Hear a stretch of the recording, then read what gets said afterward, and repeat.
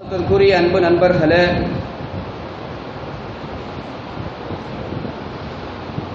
நாம் வாழ்ந்து கொண்டிருக்கிற இந்த காலம் மிக மதிநுட்பமான அறிவியல் வளர்ச்சி கண்ட காலம். பெருமக்களே, மிக அற்புதமான பல சாதனங்களை, அறிவியல் சாதனங்களை மிக இலகுவாக நாம் நம் பிள்ளைகள் பயன்படுத்துகிறோம். நமது முன்னோர்கள் எல்லாம் காணாத, அவர்களுக்கு பயன்படுத்த தெரியாத, அவர்களால் புரிந்து கொள்ள முடியாத பல அறிவியல் பொருட்களை நமது பிஞ்சு குழந்தைகள் மிக இலகுவாக பயன்படுத்துகிறார்கள். அல்ஹம்துலில்லாஹ். பெருமக்களே, இந்த அறிவியல் வளர்ச்சி, இந்த பரிமாணம் வெற்றி, இதற்காக வேண்டி ஒவ்வொரு ஆண்டும் வேர்ல்டு சயின்ஸ் டே, உலக அறிவியல் தினம் என்று ஒவ்வொரு ஆண்டும் பிப்ரவரி 28 கொண்டாடப்படுகிறது, அனுஷ்டிக்கப்படுகிறது. பெருமக்களே, மற்ற மதங்கள், மற்ற இசங்கள், இவை அனைத்தும் அறிவியலை எப்படி பார்க்கிறது? நாம் சார்ந்திருக்கிற இஸ்லாம் அறிவியல் ரீதியாக என்ன சொல்கிறது என்பதை நாம் பார்ப்போம் இன்ஷா அல்லாஹ். செய்யக்கூடிய அல்லாஹ்வின் நல்லடியார்களே, அறிவியலை மற்ற மதங்களும் மற்ற இசங்களும் ஏற்றுக்கொள்ளாத நேரத்திலே, மற்ற மதங்களோ இசங்களோ அறிவியலை பற்றி எந்த ஒரு சொல்லும் சொல்லாமல் முழுமையாக பிளாங்காக வெள்ளை காகிதத்தை போட்டு இருக்கும் பொழுது, இஸ்லாம் அறிவு சார்ந்த விஷயத்தை, அறிவியலை ஆய்வு செய்வதை ஒரு அமலாகவே சொல்கிறது. நாயகம் சொன்னார்கள், தஃபக்கரு ஃபி குல்லி ஷைஇன், ஒவ்வொரு பொருளையும் சிந்தனை செய்வது, ஆய்வு செய்வது, அறிவியல் ரீதியாக பார்ப்பது, வலா தஃபக்கரு ஃபில்லாஹ், அல்லாஹ்வுடைய இறையர்க்கத்தை பெற்றுக்கொள்ள வாய்ப்பாக அமையும்.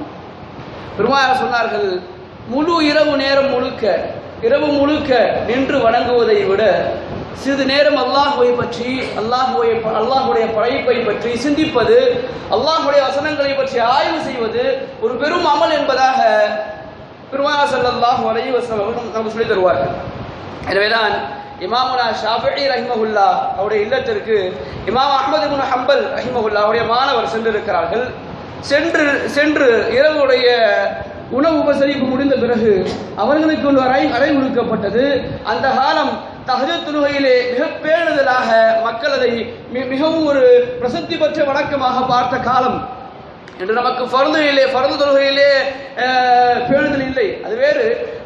அன்றைய காலங்கள், இமாம்களுடைய காலங்கள் எல்லாம் பெருமக்களே, தஹஜ்ஜுத் என்றால் அது ஒரு பெரும் வணக்கம் என்பதாக அல்லாஹ்வோடு நேரடியாக என் இறைவனோடு நான் பேசும் காலம் என்று இருந்த ஒரு காலம் பெருமக்கள். ஒரு நாள் இரவு அஹ்மது இப்னு ஹம்பல் அவர்கள் இமாமுனா ஷாஃபியோட இல்லத்திற்கு சென்றிருந்தார்கள். உணவு உபசரிப்பு முடிந்தது. அவர்கள் இரவு நேரத்தில் வணங்குவதற்காக, ஓய்வெடுத்துக் கொள்வதற்காக அவர்களுக்கு என்று ஒரு அறை ஒதுக்கப்பட்டது. அந்த அறையில் இமாமுனா அஹ்மது இப்னு ஹம்பல் அவர்கள் வணங்காமல் இரவு முழுக்க விழித்திருந்தார்கள். மறுநாள் காலையில் இமாமுனா ஷாஃபியை கேட்டார்களாம், என்ன மாணவரே, உங்களுக்கு வணங்குவதற்காகத்தான் உணவு உபசரிப்பு கொடுக்கப்பட்டது, இரவு நேரத்தில் நீங்கள் வணங்கவில்லையே என்று கேட்கப்பட்ட பொழுது இமாமுனா அஹ்மது இப்னு ஹம்பல் சொன்னார்களாம், உண்மைதான் உஸ்தாதே, நான் வணங்கவில்லை, மாறாக ஒரு ஹதீஸை ஆய்வு செய்து அதிலிருந்து 70 சட்டங்கள் எடுத்துக்கொண்டிருந்தேன். ஒரு சிறிய ஹதீஸ். இமாமுனா பெருமானார் ஸல்லல்லாஹு அலைஹி வஸல்லம் அவர்கள் உம்மு ஐமன் ரலியல்லாஹு அன்ஹாவுடைய மகனார், ஒரு சிறு பிள்ளை, அவரிடத்தில் நாயகம் ஸல்லல்லாஹு அலைஹி வஸல்லம் அவர்கள் சென்று கேட்டார்கள், என்ன மகனே வருத்தமாக இருக்கிறாய் என்பதாக. அந்த மகனார் சொல்லுவார், ரலியல்லாஹு அன்ஹு சொல்லுவார், நாயகமே, நான் ஒரு சிறிய பறவை வளர்த்தேன், அந்த பறவை இறந்து விட்டது, எனவே சோகமாக இருக்கிறேன். இந்த ஒரு சிறிய ஹதீஸ், இந்த ஒரு சிறிய சம்பவம், இந்த சம்பவத்தை நான் இரவு முழுக்க ஆய்வு செய்து இதிலிருந்து 70 சட்டங்கள் எடுத்து இருக்கிறேன் என்பதாக இமாமுனா அஹ்மது இப்னு ஹம்பல் ரலியல்லாஹு தஆலா ரஹிமஹுல்லாஹ் அவர் சொன்ன பொழுது இமாமுனா ஷாஃபிஈ சொன்னார்களாம், நீங்கள் இரவு வணக்கத்தை விட நீங்கள் செய்த இந்த சிந்தனை இருக்கிறதே மகா சிறந்தது என்பதாக. பெருமக்களே, அறிவியலுடைய தொடக்கம் எப்போது? கலாம் சொல்கிறது 2வது அத்தியாயத்தினுடைய 31வது வசனம். அறிவியல் எப்போது தொடங்கியது? எப்போது ஆதம் அலைஹிஸ்ஸலாம் அவர்களை அல்லாஹ் படைத்தானோ அப்போதே அறிவியல் என்ற அந்த ஞானத்தை அல்லாஹ் கற்றுக் கொடுத்தான். கலாம் பேசுகிறது, அல்லாஹ் சொல்கிறான், வஅல்லம ஆதமல் அஸ்மாஅ குல்லஹா, இவ்வுலகினுடைய மொத்த விஞ்ஞானத்தையும் நாம் கற்றுக் கொடுத்தோம். வஅல்லம ஆதமல் அஸ்மா, அந்த அஸ்மா என்ற வார்த்தைக்கு தஃப்சீர் எழுதும் சையதுனா இப்னு அப்பாஸ் ரலியல்லாஹு தஆலா அவர்கள் தொட்டு தஃப்சீரே ராஸி வரை எல்லா இமாம்களும் சொல்கிறார்கள், அஸ்மா என்ற அல்லாஹ் சொல்லக்கூடிய அந்த வார்த்தைக்கு உலக விஞ்ஞானம் என்று பொருள்.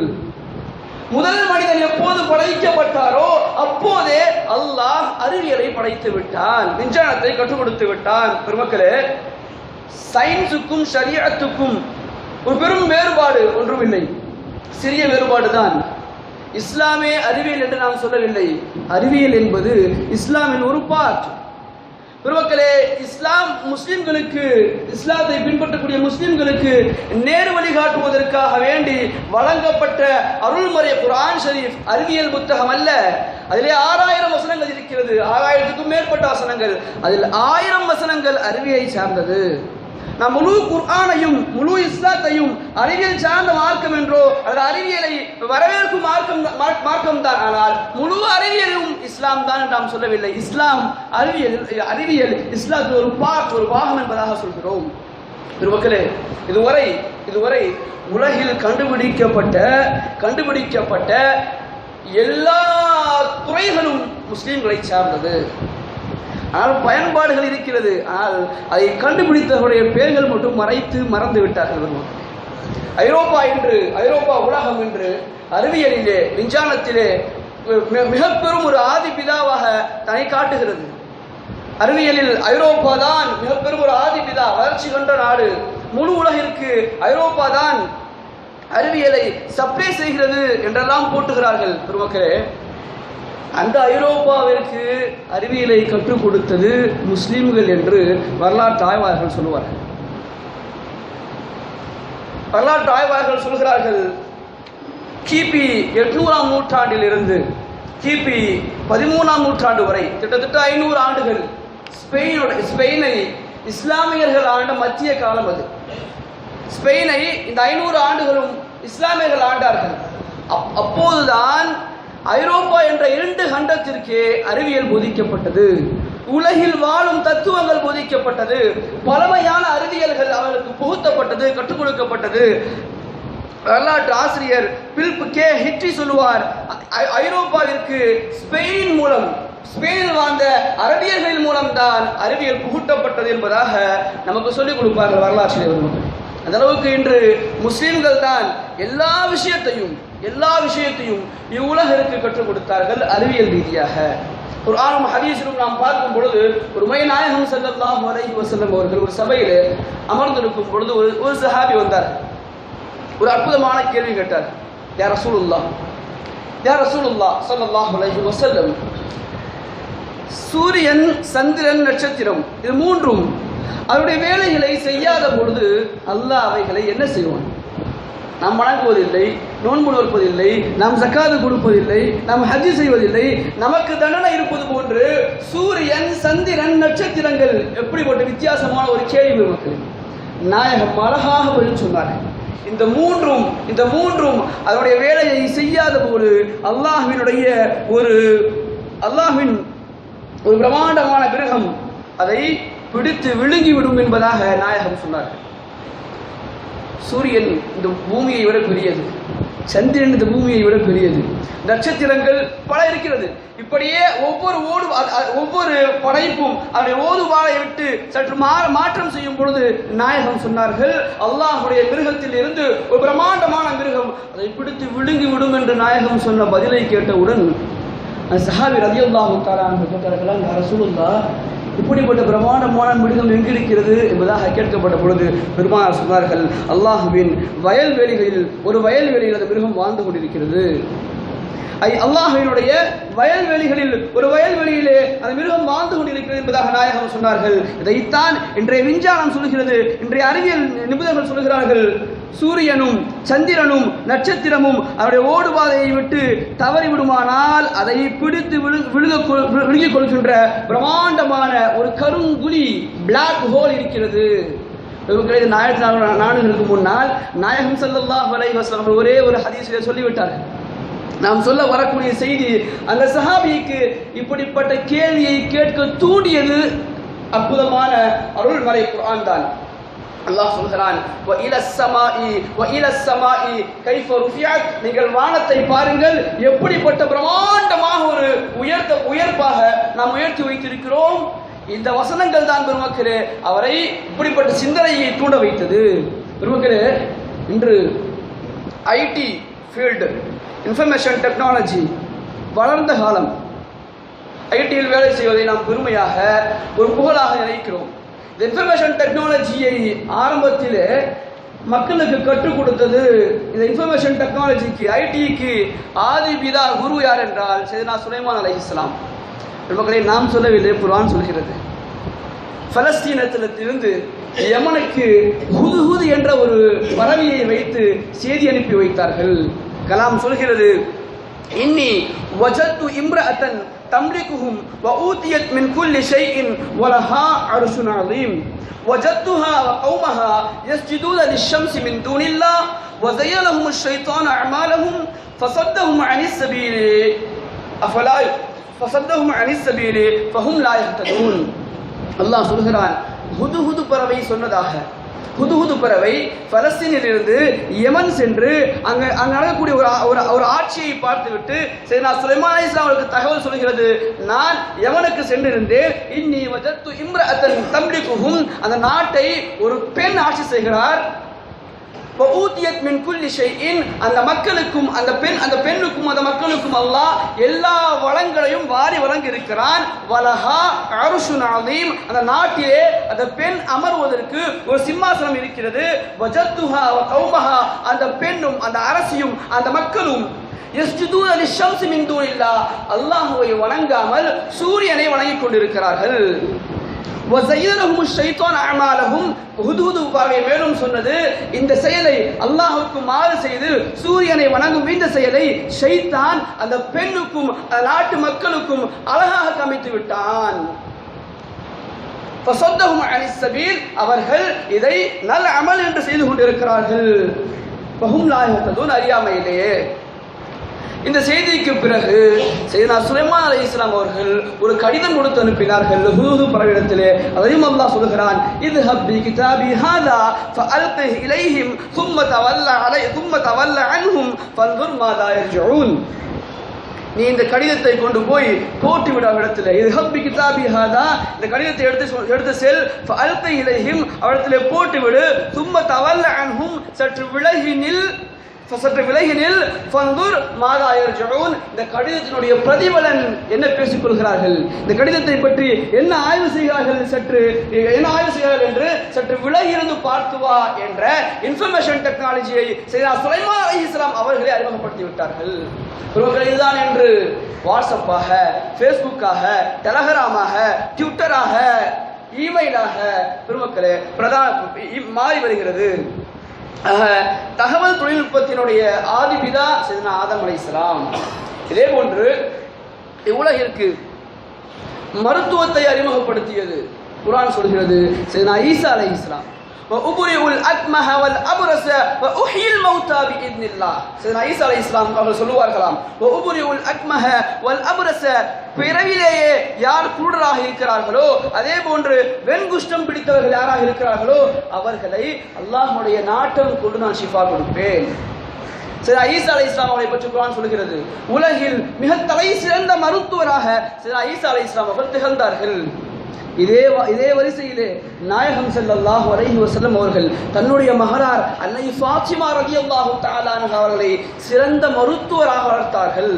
நம் வரலாற்றிலே பார்க்கிறோம். நமக்கு தெரிந்த விஷயம் எல்லாம், அன்னை ஃபாத்திமா அவர்கள் எளிமையிலே வறுமையிலே அமல் செய்து கொண்டு வாழ்ந்தார்கள். இருந்தாலும் கூட அப்படியும் கூட மருத்துவராக வாழ்ந்தார்கள். பெரும் மருத்துவர், மதீனா மக்காவிலே ஒரு பெரும் மருத்துவராக வாழ்ந்தார்கள். பெருமக்களே, உஹது யுத்தக்களம் நமக்கு தெரியும். பெருமான் ஸல்லல்லாஹு அலைஹி வஸல்லம் அவருடைய கன்னத்திலே பிரமாண்டமான காயம் ஏற்பட்டது, மிக கடுமையான காயம் ஏற்பட்டது. அந்த காயத்திற்கு மருந்து கொடுத்து, மருந்து தயாரித்து அதை சுகப்படுத்தியது அன்னை ஃபாத்திமா ரலியல்லாஹு தஆலா அன்ஹா என்பதாக நாம் கலாம் ஷரீஃபிலே பார்க்கிறோம். நமக்களே, இன்று மருத்துவ உலகினுடைய பைபிளாக திகழக்கூடியது அல் கானூன் பித்திப் என்று சொல்லக்கூடிய ஒரு நூல். எல்லா மருத்துவர்களுக்கும் அது ஒரு வேத நூலாக அல் கானூன் பித்திப் என்று சொல்லக்கூடிய ஒரு நூல் இருக்கிறது. அந்த நூலினுடைய ஆசிரியர், உலகம் போற்றக்கூடிய முஸ்லீம் அல்லாமா அலி சீனா ரஹிமஹுல்லாஹ் அவர்கள். எந்த மருந்துக்கு எந்த நோயை கொடுக்க வேண்டும், எந்த மருந்துக்கு எந்த நோய்க்கு எந்த மருந்தை கொடுக்க வேண்டும் என்ற முழு விஷயமும் அந்த அல்ஃபாம் சிப்பிலே எழுதப்பட்டிருக்கிறது என்று. அதுதான் எல்லா மெடிக்கல் காலேஜ் ஸ்டூடெண்ட்டுக்கும் கற்றுக் கொடுக்கப்படுகிறது. அதே போன்று உலகில் ஒரு மனிதருக்கு ஒரு முறை அம்மை நோய் வந்தால் பிறகு மரணம் வரை அவருக்கு அம்மை நோயே வராது என்ற அந்த விஷயத்தை கண்டுபிடித்துக் கொடுத்தது இமாம் அல்லாமா இப்னு ருஷ்த் ரஹிமஹுல்லாஹ் அவர்கள். பெருமக்களே, நமக்கெல்லாம் இமாமுன்னா திர்மிதி ரஹிமஹுல்லாஹ் அவர்களை ஒரு முஹத்திஸாக நாம் பார்க்கிறோம். நமக்கு தெரியும் புகாரி எப்படி, இமாமுனா புகாரி ரஹிமஹுல்லாஹ் எப்படி ஒரு பெரும் முஹத்திஸோ, அதே போன்று இமாமுனா திர்மிதி ரஹிமஹுல்லாஹ் அவர்களை நாம் பெரும் முஹத்திஸாக பார்க்கிறோம். நமக்கு தெரியும், அப்படிதான் அறியப்பட்டிருக்கிறார்கள். ஆனால் அவர்கள் வாழ்ந்த காலத்தில் அவர்கள் ஒரு பெரும் விஞ்ஞானி மட்டுமல்ல, ஒரு பெரும் மருத்துவர். பெருமக்களே, அந்த காலத்திலேயே அறுவை சிகிச்சை செய்யக்கூடிய அறை எப்படி இருக்க வேண்டும் என்ற நுணுக்கத்தோடு மருத்துவமனையை திர்மிதி என்ற பகுதியிலே கட்டி மருத்துவத்தை பார்த்துக் கொண்டிருந்தார்கள் என்பதாக வரலாற்றை நாம் பார்க்கிறோம். ஆக பெருமக்களே, இவ்வுலகிற்கு எப்படி இன்ஃபர்மேஷன் டெக்னாலஜியை கொடுத்தது சையதுனா சுலைமான் அலைஹிஸ்ஸலாம் என்ற ஒரு முஃமினோ, அதே போன்று மருத்துவத்தை கொடுத்தது முஸ்லிம்கள் தான். அதே போன்று அடுத்ததாக பெருமக்களே, ஆயுதக்கலை, ஆயுதத்தை தயாரிப்பது என்று இஸ்ரேல் ஆக்கிரமிப்பு இஸ்ரேல் என்று சொல்ல வேண்டும். அதை ஆக்கிரமிப்பு இஸ்ரேல், பலஸ்தீனத்தை ஆக்கிரமித்துக் கொண்டு வாழக்கூடிய இஸ்ரேல், அகதியான இஸ்ரேல் நாட்டு மக்கள் என்று போரினுடைய அந்த போர்க்கலைகளை கற்றுக்கொண்டு போர் ஆயுதங்களை தயாரிப்பதில் முதல் நாடாக உலகத்தில் திகழ்கிறது. தன்னை வல்லரசாக அறிமுகப்படுத்திக் கொள்கிறது. போர் ஆயுதங்களை தயாரித்து அதை பல நாடுகளுக்கு விற்று கொண்டிருக்கிறது. பெருமக்களே, போர் ஆயுதங்களை எப்படி தயாரிக்க வேண்டும், எப்படி பாதுகாக்க வேண்டும் என்று குர்ஆனும் ஹதீஸும் நமக்கு சொல்லிக் கொடுக்கிறது. வஅஇது லஹும் மஸ்ததஅதும் மின் குவத்தின் வமின் ரிபாத்தில் கைலி துர்ஹிபூன பிஹி அதுவல்லாஹி வ அதுவக்கும். உங்களுடைய எதிரியையும் அல்லாஹ்வுடைய எதிரியையும் கட்டுப்படுத்த உங்களுடைய பலத்தை கூட்ட அல்லாஹ் பேசுகிறான். 8வது அத்தியாயத்தினுடைய 60வது வசனத்திலே உங்களுடைய எதிரியையும் அல்லாஹ்வுடைய எதிரியையும் கட்டுப்படுத்த நீங்கள் ஆயுதங்களை தயார் செய்து வைத்துக் கொள்ளுங்கள். ஒரு முறை பெருமான் ஸல்லல்லாஹு அலைஹி வஸல்லம் அவர்கள் ஒரு சஹாபியினுடைய கையிலே, கரத்திலே ஒரு அழகான மின்னக்கூடிய வாளை பார்த்தார்கள். மிக அழகாக மின்னிக் கொண்டிருக்கிறது அந்த வாள். நாயகம் கேட்டார்கள், என்ன இது, மிக ஒரு வித்தியாசமான வாளாக இருக்கிறது என்பதாக. அந்த சஹாபி ரலியல்லாஹு தஆலா சொன்னார்களாம், யா ரசூலுல்லாஹ், இந்த சந்தையிலே இன்ன கூட்டத்தார் விற்றார்கள் இந்த வாளை, நான் வாங்கி காசுக்கு விலைக்கு வாங்கி கொண்டு வந்தேன் போருக்காக வேண்டி என்பதாக அந்த சஹாபி சொன்ன பொழுது பெருமான் ஸல்லல்லாஹு அலைஹி வஸல்லம் அவர்கள் சஹாபிகளிடத்தில் சொன்னார்களாம், நீங்களே போருக்கான ஆயுதத்தை தயாரித்து அதை கொண்டு போர் தொடுத்தால் உங்களுக்கு இரட்டிப்பு நன்மை கிடைக்கும் என்பதாக நாயகம் ஸல்லல்லாஹு அலைஹி வஸல்லம் அவர்கள் ஆயுத தயாரிப்பை ஆர்வமூட்டினார்கள். இவ்வுலகில் ஆயுதத்தை தயாரித்து அதை சப்ளை செய்ததிலே, விற்றதிலே முழு ஆதிபிதா சையதுனா தாவூத் அலைஹிஸ்ஸலாம் அவர்கள். குர்ஆன் பேசுகிறது, வஅலன்னா லஹுல் ஹதீத், நாம் சையதுனா தாவூத் அலைஹிஸ்ஸலாம் அவர்களுக்கு இரும்பை வசப்படுத்தி கொடுத்தோம். அனிஅமல் சாபிகாத்தின் வகத்ரின் ஃபிஸ் சர்த், அதன் மூலமாக ஒரு அழகழகான போர் கவசங்களை, போருக்கான ஆயுதங்களை தயார் செய்ய சொன்னோம். பெருமக்களே, ஆயுத தயாரிப்பிலும் கூட முஸ்லிம்கள் தான் இவ்வுலகிற்கு ஆயுத தயாரிப்பை அறிமுகப்படுத்தி வைத்தார்கள். அதே போன்று இவ்வுலகில் முதலாக கப்பல் கட்டியது நமக்கெல்லாம் தெரியும் சையதுனா நூஹ் அலைஹிஸ்ஸலாம் அவர்கள். சையதுனா நூஹ் அலைஹிஸ்ஸலாம் அவர்கள் அல்லாஹ் சொல்கிறார், வஸ்னஇல் ஃபுல்க பிஅயுனினா வவஹீனா வலா துகாதிபினி ஃபில்லதீன ஸலமு இன்னஹும் முக்ரகூன். நாம் வஹி அறிவித்தோம், நம்முடைய நேரடி பார்வையில் கட்ட சொன்னோம், சையதுனா நூஹ் அலைஹிஸ்ஸலாம் அவர்களை கப்பல் கட்ட சொன்னோம் என்பதாக அல்லாஹ் கலாமிலே பேசுகிறார். பெருமக்களே, இவ்வுலகில் எத்தனை அறிவியல் கண்டுபிடிப்புகள் எல்லாம் கண்டுபிடிக்கப்படுகிறதோ எல்லா கண்டுபிடிப்புகளுக்கும் ஆதிபிதா நமது முஸ்லிம்கள் தான். பெருமக்களே, அல் குர்ஆன் ஷரீஃப் அறிவியலுடைய ஒரு அற்புதமான அறிவியலர்கள், விஞ்ஞானிகளுக்கு ஒரு ஆய்வு நூலாக இருக்கிறது குர்ஆன் ஷரீஃப். பெருமக்களே, இன்று உலகம் எப்படி ஏற்பட்டது, எப்படி உண்டானது, இந்த உலகம் எப்படி ஏற்பட்டது என்பதாக விஞ்ஞானிகள் சொல்லுவார்கள். இந்த முழு உலகமும் ஒரு வட்ட வடிவிலே இருந்தது, ஒரு பணுப்பொருளாக இருந்தது. அதற்கு பிறகு ஒரு பெரும் வெடிப்பு ஏற்பட்டது. அந்த வெடிப்பின் மூலம்தான் சூரியன் தனியாக, சந்திரன் தனியாக, பூமி தனியாக மாறியது என்பதாக இன்றைய விஞ்ஞானிகள் சொல்கிறார்கள். நமக்கு தெரியும், நாம் படித்திருப்போம் த பிக் பேங் தியரி என்று. பிக் பேங் தியரி, ஒரு பெரும் வெடிப்பு ஏற்பட்டது. அதன் மூலமாக சூரியனும் சந்திரனும் நட்சத்திரங்களும் கோள்களும் பிரிந்து சென்று தன்னுடைய பாதையை ஏற்படுத்திக் கொண்டது என்பதாக விஞ்ஞானிகள் சொல்கிறார்கள். அல்லாஹ் கலாமிலே சொல்கிறான், அவலம் யரல்லதீன கஃபரு, நிராகரிப்பவர்களே நீங்கள் பார்க்கவில்லையா, அன்ன ஸமாவாதி வல் அர்த கானதா ரத்கன் ஃபஃபதத்னாஹுமா, இந்த வானமும் பூமியும் ஒரே வட்ட வடிவில் இருந்த போது காணத்தா நாம் ஏற்படுத்தினோம், அது உண்டானது. ரத்து கன்ஃபபத்தகனாகுமா, ஒரு பேர் வெடிப்பு ஏற்பட்டது. அல்லாஹ் பேசுகிறான். இதைத்தான் இன்றைய விஞ்ஞானிகள் பிக் பேங் தியரி என்பதாக சொல்கிறார்கள் பெருமக்களே. ஆக பெருமக்களை, இவர்கள் எதையெல்லாம் கண்டுபிடிக்கிறார்களோ, எதையெல்லாம் விஞ்ஞானமாக அறிவியலாக சொல்கிறார்களோ, இதை 1400 ஆண்டுகளுக்கு முன்னால் கலாம் ஷரீஃப் பேசிவிட்டது, சொல்லிவிட்டது. அல்லாஹ் சொல்கிறான், இன்ன ஃபீ ஹல்கிஸ் ஸமாவாதி வல் அர்த், இன்ன ஃபீ ஹல்கிஸ் ஸமாவாதி வல் அர்த், சூரியனும் வானமும் பூமியும் படைக்கப்பட்டது. வக்திலாஃபில் லைலி வன் நஹார், இரவும் பகலும் மாறி மாறி வருவது. பெருமக்களே, இதிலே அறிவுள்ள மக்களுக்கு நிறைய படிப்பினை இருக்கிறது என்பதாக அல்லாஹ் சொல்கிறான். யார் இதை சிந்திக்கிறார்களோ, வானம் எப்படி படைக்கப்பட்டது, பூமி எப்படி படைக்கப்பட்டது, இரவும் பகலும் எப்படி மாறி மாறி வருகிறது, அது தானாக படைக்கப்பட்டதா, அது தானாக மாறி மாறி வருகிறதா, அல்லது அதை ஒரு படைப்பவன் இருக்கிறானா என்பதாக சிந்தித்தால் அல்லாஹ் பேசுகிறான். யார் அப்படி சிந்திக்கிறார்களோ அவர்கள் நிறைய படிப்பினை இருக்கிறது. அப்படி சிந்தித்த மக்கள் என்ன ஆவார்கள்? அல்லாஹ் சொல்கிறான், அவர்கள் அல்லாஹ்வை பெற்றுக்கொள்வார்கள்.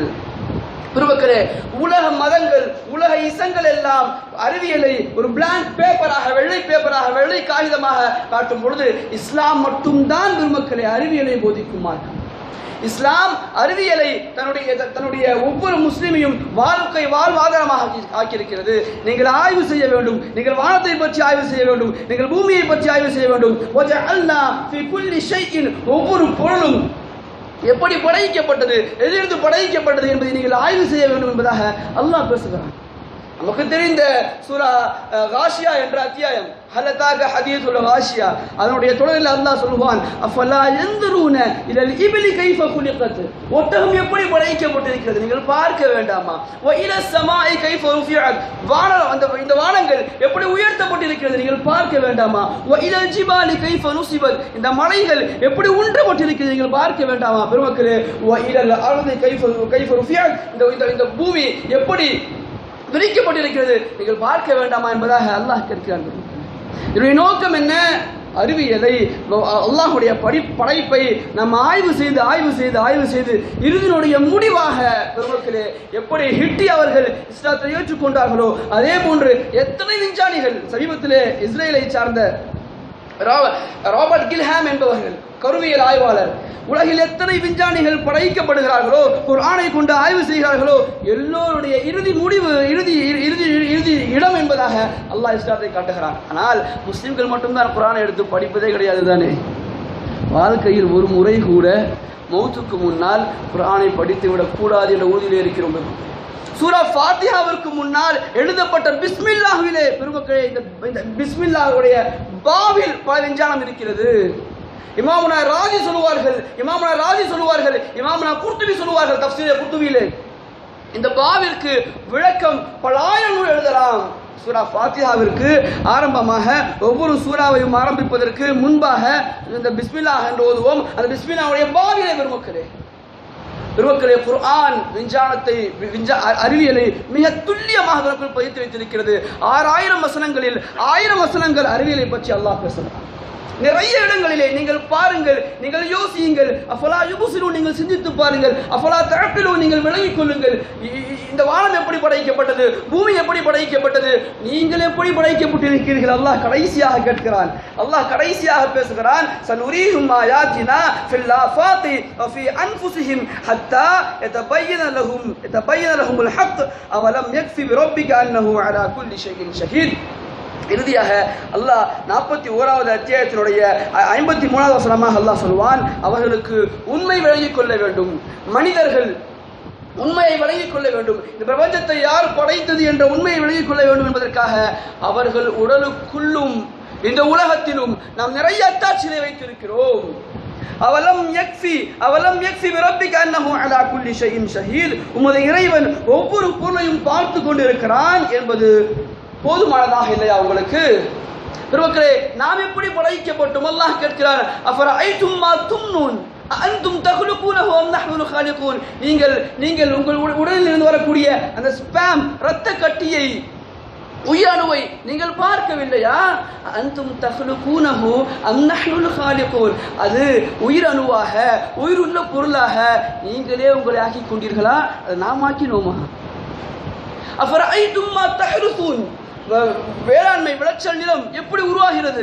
அன்தும் தஸ்ரஊனஹு அம் நஹ்னு ஸாரிஊன், அதை நாம் உருவாக்கினோமா நீங்கள் உருவாக்கினீர்களா? நீங்கள் பார்க்கவில்லையா? அஃபரஐதுமுல் மா அல்லதி தஷ்ரபூன், விண்ணில் இருந்து மழை பொழிகிறது, அந்த மழையை எப்படி நாம் அனுப்பி வைத்தோமா? அதை நீங்கள் உருவாக்கி கொண்டீர்களா?